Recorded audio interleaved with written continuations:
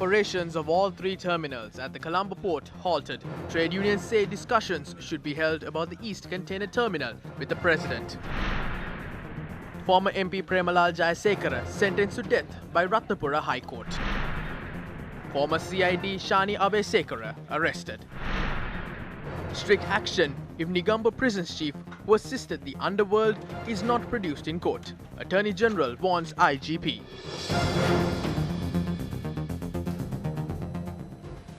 Good evening and welcome to Primetime News, coming to you live and direct from the Newsfirst studios here in Colombo. I'm Bernadine Jayasinghe. Let's now take a look at local news. President Gotabaya Rajapaksa attended several public rallies in the Munragala district today.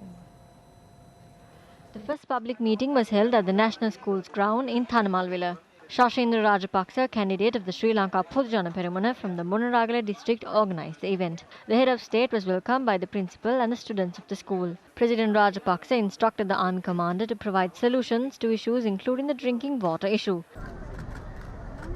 The president then attended the public meeting in the Thanamalwila grounds organised by the SLPP candidate Jagat Pushpakumara. People informed the president of their issues including white elephant threats.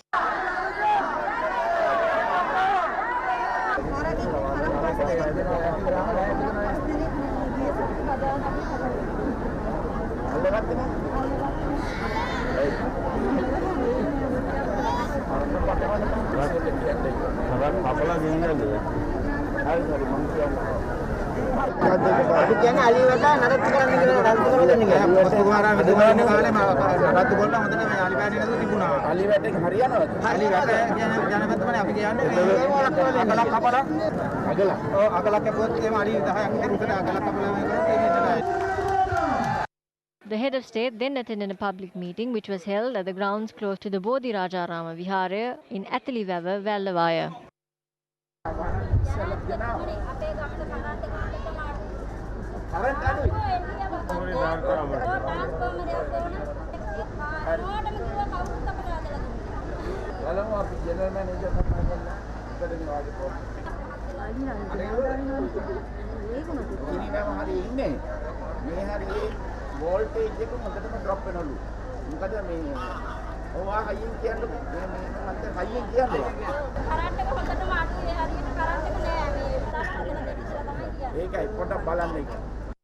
The president was also informed of the land issue in the Sevanagala sugar factory.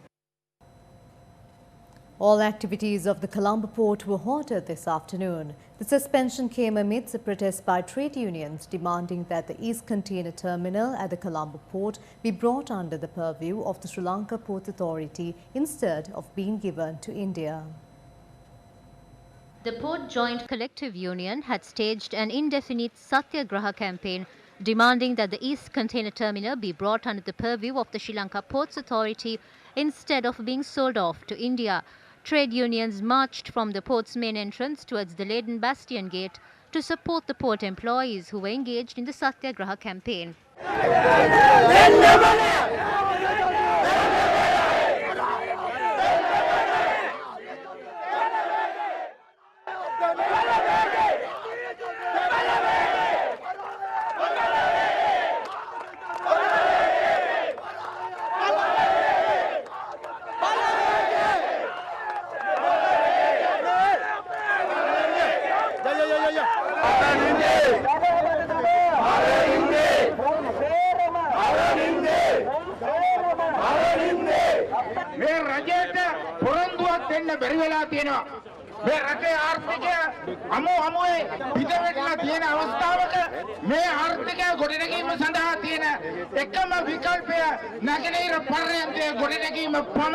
Citing that they are yet to receive a favourable response from the government towards their demands, trade unionists obstructed the Harthal Bridge and suspended operations at the Colombo port.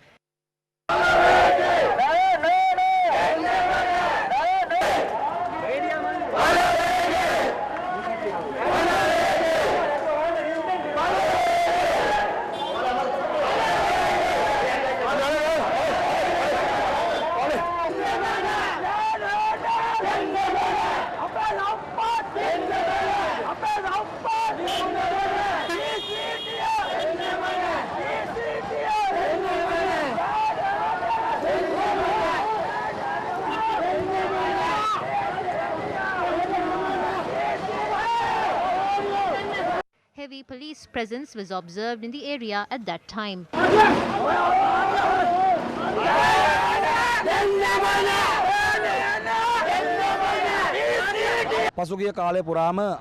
We have requested the government to bring the operations of the East Container Terminal under the Sri Lanka Ports Authority.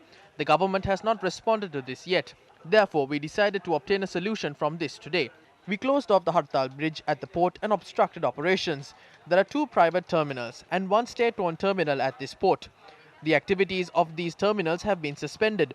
This is a big loss to the country's economy. However, if the East Container Terminal is given away, that will result in a much bigger loss in the future. By obstructing the bridge and the roads to stage our demonstration, we expect a written word from the President stating that the terminal won't be given to India or any other country or company. Once that is given, all operations will be restored to normalcy. We apologize to the people for the inconvenience that is being caused. We are taking part in this trade union action on behalf of the state asset that can be a massive strength to the economy. Venerable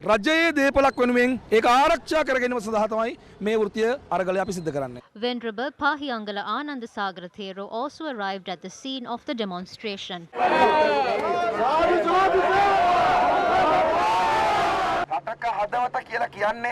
The heart of a country is its port. However, after selling off portions of this facility, they are planning to hand over the remaining East Container Terminal to India. The country's resources are being sold off as a result of the deals made by ministers through the Indian High Commission and with companies. It has been 8 months since the President was appointed. The President and the Prime Minister are passing the buck to each other. The Prime Minister is telling us to discuss this matter with the President. That is the situation to which this country has fallen to. Give us a word stating that the East Terminal won't be sold.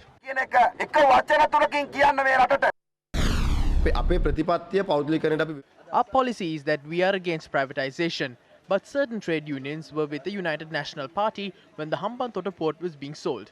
When Maitripala's and Ranil's government signed the agreement to sell the East Container Terminal, these unions didn't talk. But those who were quiet back then are not shouting against signing the agreement. I will clearly tell you that we did not agree with privatizing our national resources. අපේ ප්‍රතිපත්ති තුල පෞද්ගලිකරණ රාජ්‍ය සම්පත් පෞද්ගලිකරණය කියන න්‍යාය අපේ ප්‍රතිපත්ති වල නැහැ. Now, these port unions say that they had met with the Prime Minister and an additional secretary of the President, seeking to provide a solution to their demands over the East Container Terminal, and that the talks had proven to be futile. Now, the demand of these unions is that the East Container Terminal must not be handed over to any foreign entity, and that it must be vested with the sole authority of the Sri Lanka Ports Authority. Now, trade unions say that they are willing to continue their trade union action if the government fails to provide them a written assurance stating that the port will be brought under the SLPA before the parliamentary election. I'm Hassan Shazuli reporting for News First from the Sri Lanka Ports Authority. Former Ratnapura District Parliamentarian Premalal Jayasekara, former chairman of the Kahawata Pradeshya Sabha, Vajradarshana Silva, and former Sabaragamu Provincial Councillor Nilanta Jayakuri were sentenced to death by the Ratnapura High Court today. The judgment was delivered by Ratnapura High Court Judge Ruhan Jayawardena.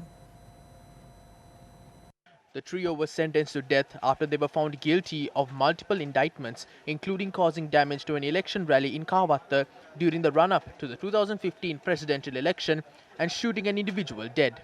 Premalal Jayasekara was elected to Parliament from the Ratnapura district in 2010 and served as the Deputy Minister for Power and Energy and Rajarata Development. He represented the previous Parliament as well and was contesting the 2020 general election from the Sri Lanka Podujana Perumana after making his debut in Sri Lankan politics from the Sri Lanka Freedom Party. Former Director of the Criminal Investigation Department, SSP Shani Abhisekara, was arrested by the Colombo Crimes Division today. According to police, SSP Shani Abhisekara was arrested concerning an incident involving firearms. In 2013, several people, including former DIG Vas Gunawardena, were charged with possession of firearms, and 8 of them were later arrested and produced before court. The firearms were found in Kalagedihena in Gampaha, and a couple residing at the location was produced before court and later released. Police media spokesperson SSP Jaliya Senaratna said that an investigation has been launched against Shani Abhisekara based on evidence revealed regarding the firearms found in Kalagedihena, Gampaha. Based on the statements we have, SSP Shani Abesekara, who was the director of the CID at the time, has taken the firearms to the scene and returned them to the place they were concealed as soon as the firearms were found. On the 24th of June 2020, the IGP instructed the Crime Investigation Division to probe this matter and produce a report. Following the instructions, the CCD presented facts to the Gampaha court and commenced investigations. Based on extensive investigations, the CCD has revealed that the firearms were found differently when compared to what was explained to courts before. The CCD has also found out that false evidence was presented before courts. That is why former director of the CID, Shani Abesekara, was arrested today. Investigations are underway into 2 other suspects who were involved in this operation. The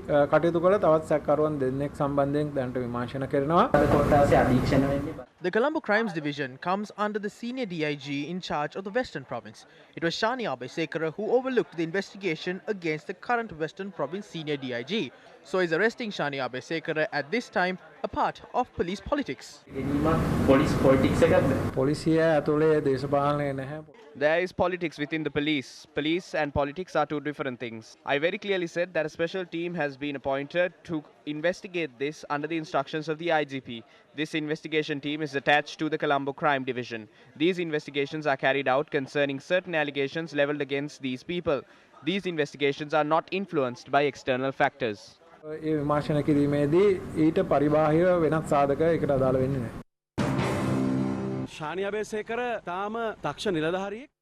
Shani Abesekara was a very talented officer. No matter what case he investigated, he carried out his duties disregarding the titles and positions of those linked to the investigation. He stood by what was right, which means he conducted investigations against senior level officers, presenting facts to court, and even after the court has punished the perpetrators, and now they're taking revenge from the officer who conducted these investigations. This is a dangerous situation. This is not an issue only related to Shani Abesekara. This is about the independence of the police. This is about the dignity of senior level police officers.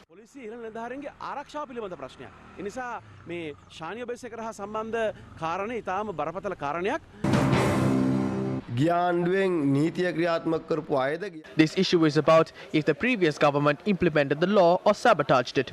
Investigations are conducted into those who sabotaged it. These are not cases that we filed. He has allegations against him with regard to the April 21st attacks. There are also allegations against him about concealing evidence. So we have to look at these allegations in a just manner. But I will assure you that we will not let politics interfere with any ongoing investigation. The Attorney General's Department expressed its dismay over the conduct of Sri Lanka police to arrest the Negombo prison chief who has a warrant issued against him. The Criminal Investigations Department launched an investigation in 2020 over various items being passed on to incarcerated criminals at the Negombo prison and for various malpractices taking place inside the prison premises. On the 22nd of July, the CID presented facts via a report to the Negombo Magistrates Court, and court issued warrants for the arrest of 4 officers attached to the Negombo prison. The officers are the interdicted Negombo Prison Superintendent Anuradha Sampayo, Chief Jailer Sarath Bandara, Acting Jailer Nishanta Senaratna, and Second Tier Jailer Kalinga Kaluagala. Enough evidence has been revealed to file cases against 4 prison officers. On the 22nd, we obtained a warrant. Once a warrant is issued, what is the difficulty in implementing it until the suspects are presented before courts or the police? These proceedings were questioned. That is true. We asked what the police were doing for 7 days until the suspects appeared before courts. Shouldn't we ask that question? We questioned on the proceedings based on the trust the public had placed with it. This was not meant to criticize anyone or any department. If a police force of 87,000 were unable to arrest a single person within 7 days, what does it mean? The police are rendering an exceptional service for justice at the moment. What I'm suggesting is to provide the required leadership. The high level of leadership must present itself before courts. What is so difficult in that? We don't ask them to appear for every case. It has also mentioned about an urgency. Yes, this is urgent. A feature of our country is to procrastinate all cases. That is why we are dissatisfied with this delay. We informed the court that if it is not for media attention, the case on narcotics would be procrastinated. That is the truth.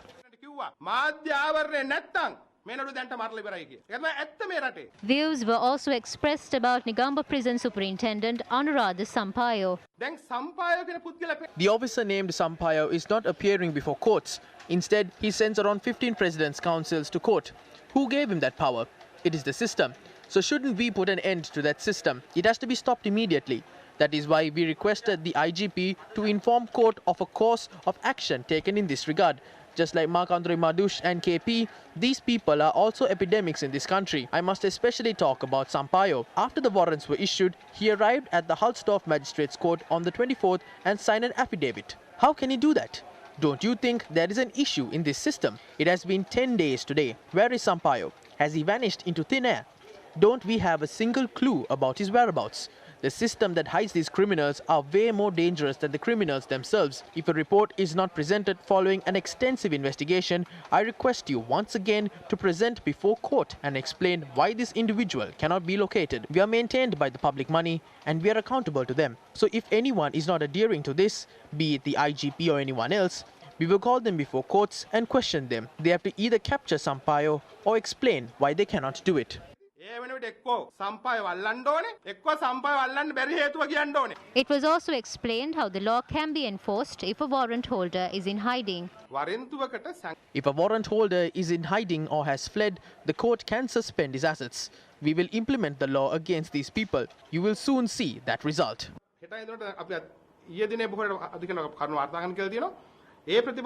Police made the following remarks. Some have been issued warrants for years and not yet been arrested. Some have committed worse crimes and are in hiding. But that doesn't mean that we will not be arresting them. We will arrest them at the first chance we get. We have no preferences. The Court of Appeal today issued an interim injunction preventing the examination of the case filed with the Colombo High Court against retired Major General Palitha Fernando and Chairman of Avantgarde Nisanka Senadipati. The case was filed by the Commission to investigate allegations of bribery or corruption, and the order was delivered after considering an appeal filed by Nisanka Senadipati. The order was made by Court of Appeal Justices Kumudini Wickramasinghe and Devika Aberatna, and it will be in effect until the final decision is made on the petition filed with the Court of Appeal. Further, the court ordered for notice to be served on the respondents to appear in court on the 2nd of September. The Colombo High Court today decided to commence the examination of evidence in the case filed against former Minister Basil Rajapaksa and former Director General of the Divinaguma Development Department, Kitsiri Ranawaka, on the 10th of December this year. The case was filed over the printing of 5 million lith calendars or almanacs bearing the picture of former President Mahinda Rajapaksa spending 29.4 million rupees in funds belonging to the Divinaguma Department during the 2015 presidential election.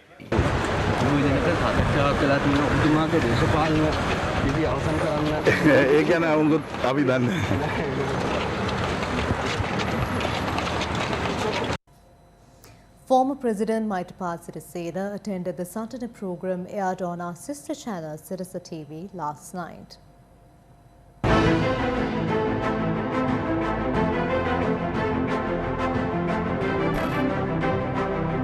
Party leaders. Political update.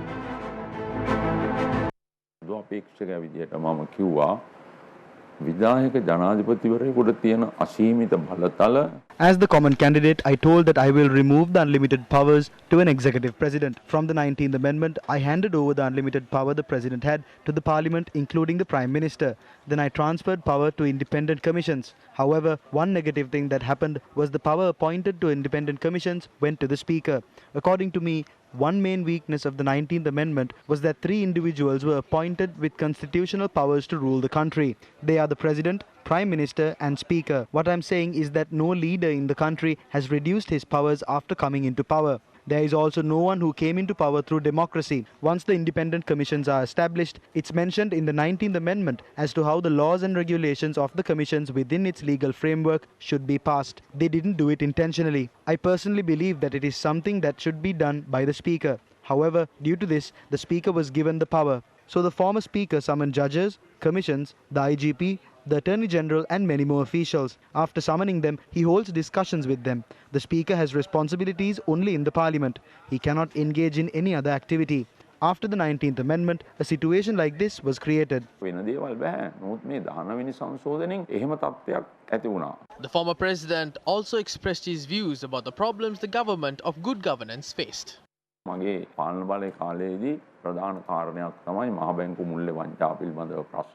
the period of my presidency, the main problem was the bond scam. When it comes to the bond scam, even today the total loss incurred owing to the bond scam has not been calculated. This was the main cause of the problem that I had with the Prime Minister and the UN peers who assisted me in obtaining power. For example, after I make the decision with the best interest for the country and send a letter to the Prime Minister and the subject ministers, they didn't listen to me. The Prime Minister instructs the UNP subject minister not to listen to me. The people of the country didn't know this. The UNP supporters didn't know. The UNP supporters in Polonnaruwa were prohibited from meeting me. A Pradeshiya Sabha member of the United National Party couldn't meet me back then. The UNP MPs were prohibited from meeting me. In 2016, MP Nalaga Kolonne, 7 other UNP MPs and I went to America to visit the UN. After the visit, Ranil Wickremesinghe inquired from Nalaga Kolonne as to why he went with the president without informing him. That was the situation.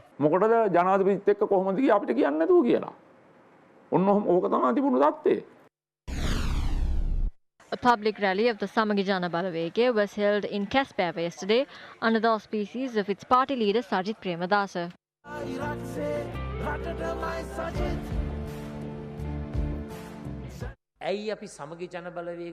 Why would a Samagijana Balaveke government be established? We all know that our country's economy has collapsed. The people are struggling to make ends meet. Poverty is increasing. Against such a backdrop, what has the government done to address these problems? We need to ensure that people will have money, which will in turn increase money circulation in the country. This is how the economy should be improved. The provision of funds to the general public will take place under 3 steps. We will reduce the price of fuel within 24 hours after establishing the government. In turn, the price of food items, essential items, transport costs and the cost of living will decline. Finally, those who are unable to afford 3 meals a day, the most vulnerable communities, will be given 20,000 rupees every month. 2020. After Mahinda Rajapaksa was defeated in 2015, what did they say? When Maithripala Sirisena was sworn in as president, he urged everyone to refrain from engaging in political vengeance. However, revenge was taken first from the Rajapaksas. Namal Rajapaksa was arrested thrice. He was in prison for more than 6 months.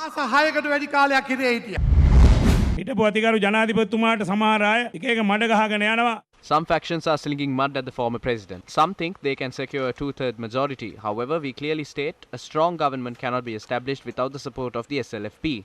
They have forgotten the past, but we will never forget the start.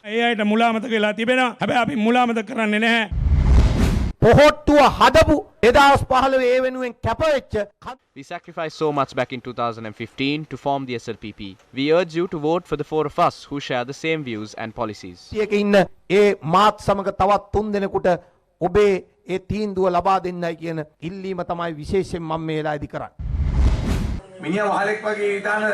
is asking the people to vote for him and another 3 candidates like a slave. I think it's best if the people simply hand over their ballot papers to him and ask him to vote instead. The choice is yours. You decide on who you will cast your vote for. The candidate has no right to instruct the people on whom they should cast their vote to.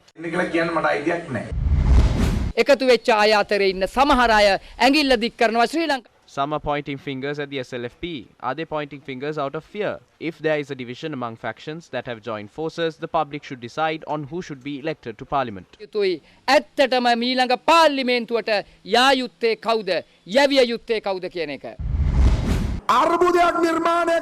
Those who try to gain power by creating a crisis will be destroyed by a crisis itself. This is what has happened to the Rajapaksas. Rumour has it Mahinda Rajapaksa will resign from politics in another year and a half and Basil Rajapaksa will come into the picture thereafter. Namal Rajapaksa will then take over. There are 6 Rajapaksas contesting the election.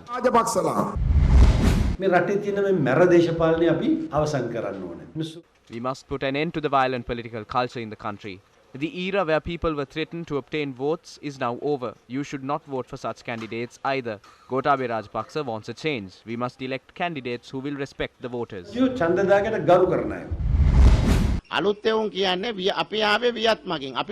The newcomers claim they represent Viyatmagga and they are part of the Gotabaya faction. Mahinda's faction says we are the ones who created Gotabaya. Gotabaya's faction claims its members are clean and Mahinda's faction has thieves. Everything is a mess. They are aware of their defeat.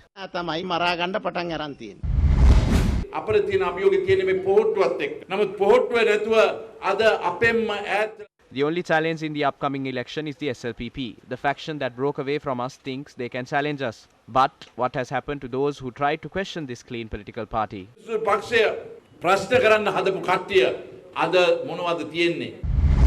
In my view, what Ravi Karunanayake meant by such a statement was that they removed 107 members and cleared one half of the party and expects the general public to clear the remaining on the 5th of August and completely shut down the United National Party.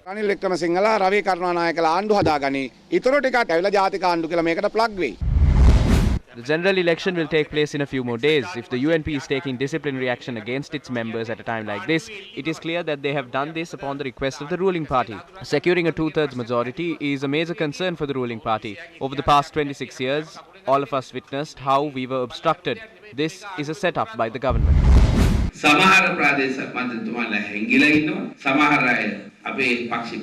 Some provincial MPs are hiding. Some have betrayed our party. You cannot hurt the UNP. If anyone betrays the UNP, they will have to pay back with interest. All forces against the UNP will be swept away after the 5th of August.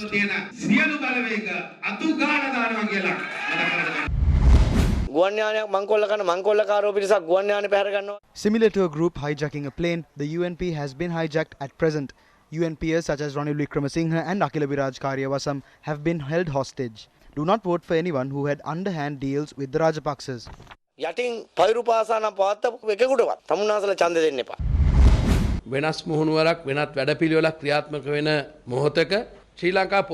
The SLPP has strengthened itself against a backdrop where change and new policies are coming into effect.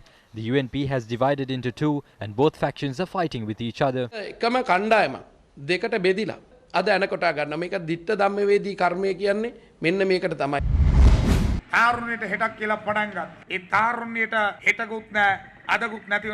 They commenced the Tarunyata Hetak program, but now there is no future or present for the youth of the country. Our opponents have started to mislead the youth of the country. They have promised to provide 100,000 jobs, but all they do is distribute applications. They are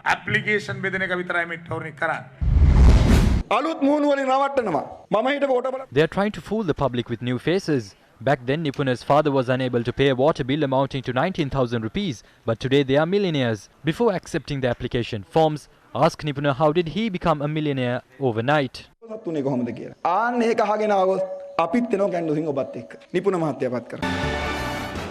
2020. Former MP Sunil Handuneti expressed his views on corruption.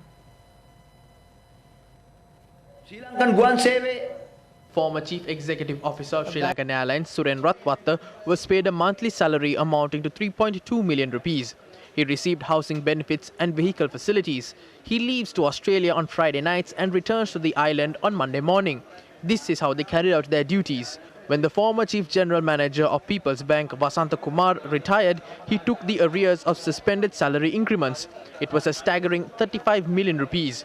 The Ceylon Electricity Board has always been looted, with the electricity mafia taking place. The price of electricity has always increased but never reduced. Sri Lanka cricket was looted. This is the truth. And these funds that have been looted belong to the general public. Those who have never seen a plane are compelled to shoulder the losses of Sri Lankan Airlines. The burden of people increases every time the price of electricity increases. But the looters and thieves don't care about such matters. Do you remember?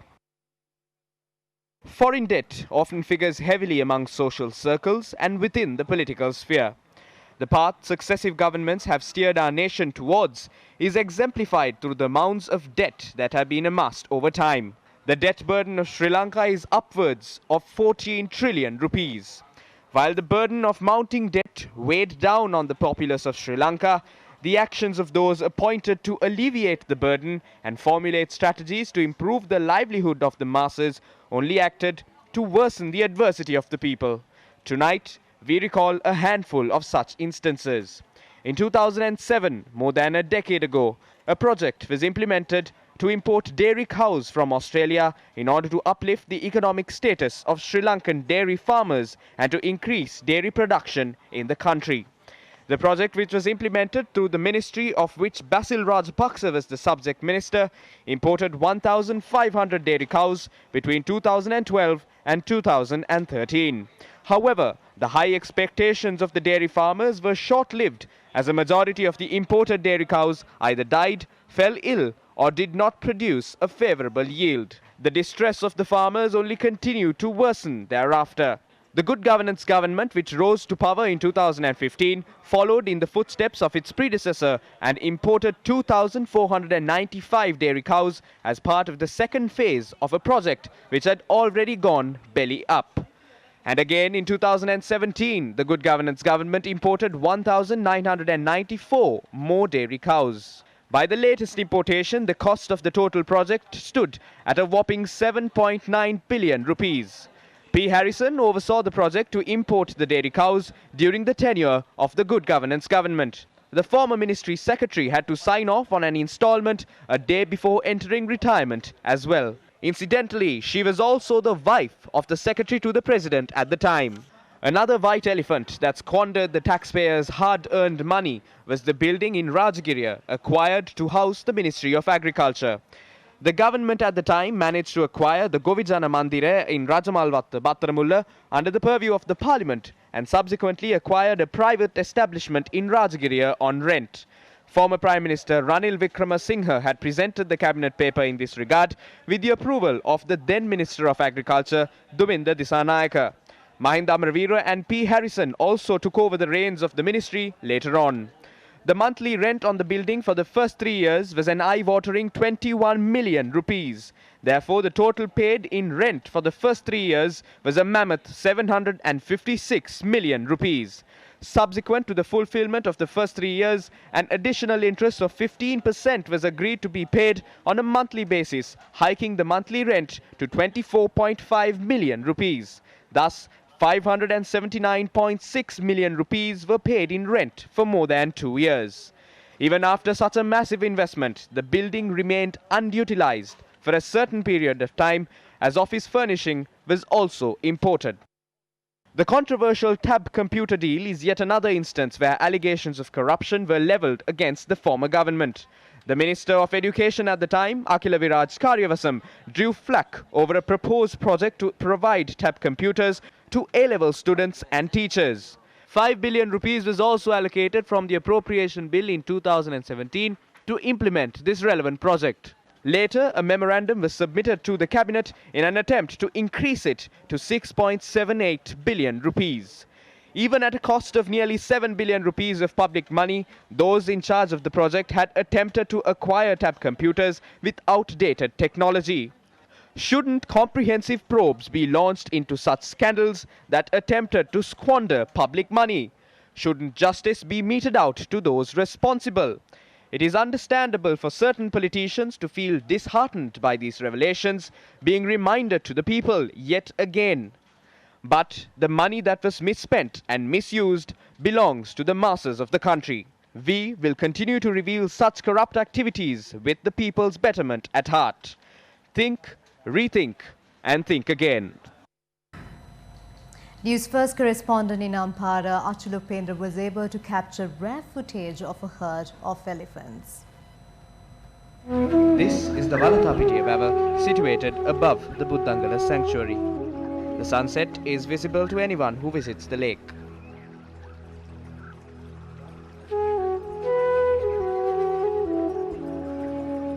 The produce of this massive paddy field has already been harvested. A herd of nearly 150 elephants cross the lake in search of paddy fields to consume. It is said the elephants are fond of tasting the waters of the lake bed. This fence has been built across an old elephant crossing. Slipping past the fences has become an easy task for the elephants. Do the actions of these elephants represent the failed state of the electric fence?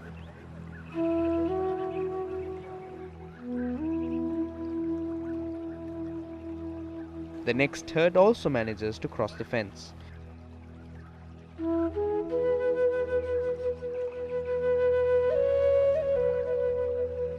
The matriarch of the herd can be seen giving protection to her followers. After drinking the water of the lake, the herd of elephants return to the Digavapi reserve.